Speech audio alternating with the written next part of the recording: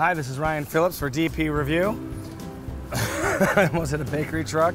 We're here in beautiful downtown Solvang on the central coast of California. We're in a great location to go try out a bunch of different cameras. And hey there! There we go. It's a tourist town. Today we're going to try out a few small cameras. All good options for snapping photos while you're traveling or just to have with you for everyday photography. You guys want to ride? Where are you going? We're going to focus on pocket-sized travel zooms that have a broad focal length range, similarly sized enthusiast compacts with brighter lenses and more control, and finally, mirrorless interchangeable lens cameras that give you the flexibility and image quality of a DSLR in a much smaller package. But they don't quite fit in your pocket.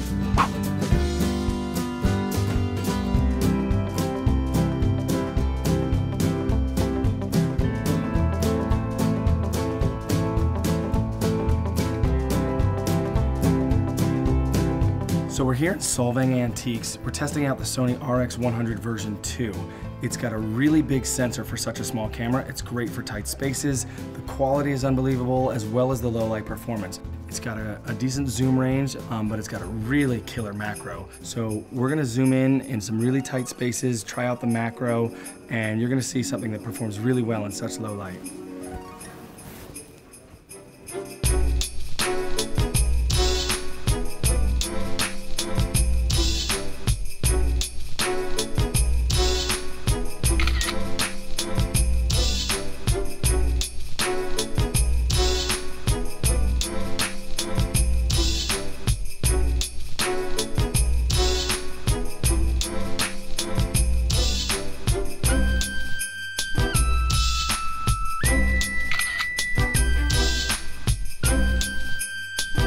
So now we're going to talk about the HX50 Travel Zoom, which we had mentioned earlier on the streets. This thing is a really amazing camera that fits in your pocket. It's got a focal range of 24 to 720 millimeters. I'm going to show you a shot right now that's so wide you can almost not even see what you're looking for in the background. And then when I zoom into 720 millimeters, it's so tack sharp and so close, and that thing is about half a mile away.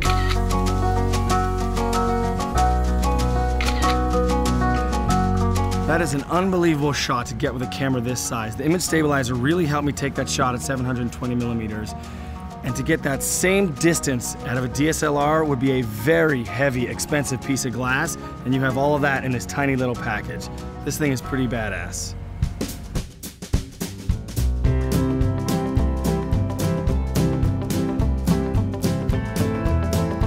So what I have in my hands here is Sony's mirrorless technology. It's a really small camera that packs a lot of punch in terms of quality.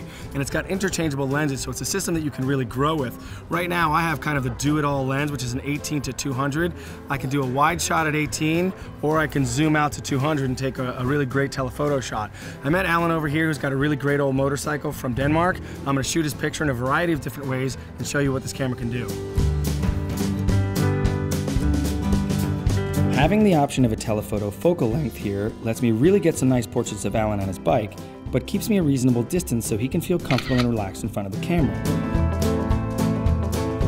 Or I can really blur out the background by leaving the lens zoomed in, but getting physically closer to the subject.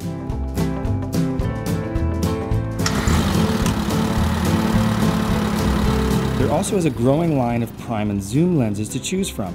For example, if I wanted to make the camera's footprint even smaller and have the ability to shoot in really low light, I could put on a 50mm 1.8 or a small bright pancake lens and really take advantage of the large DSLR size sensor. So one of the things I love about this camera is the grip. It's got a really solid grip for a camera this small, and I feel like I'm gonna get a great purchase on it. So if you look at this thing fully extended, that's a lot of lens for a camera this small, and I never feel like it's gonna drop out of my hand. So I respect that they put a great grip on this.